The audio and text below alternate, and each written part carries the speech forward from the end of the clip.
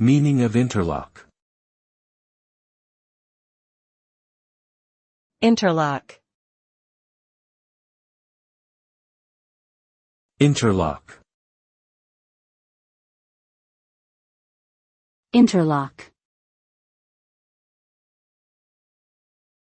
Interlock. The term interlock can have different meanings depending on the context in which it is used.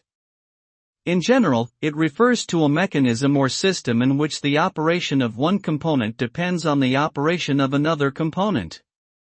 This can be used in a variety of situations, from mechanical systems like gears and locks, to electrical systems like circuits and switches.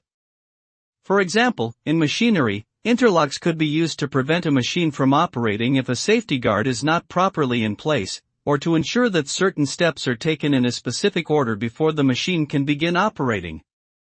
In electronics, an interlock switch may be used to prevent a device from powering on if a cover or panel is not securely in place, to ensure user safety. Overall, interlock means to connect or coordinate two or more components or systems in a way that they depend on each other to function properly.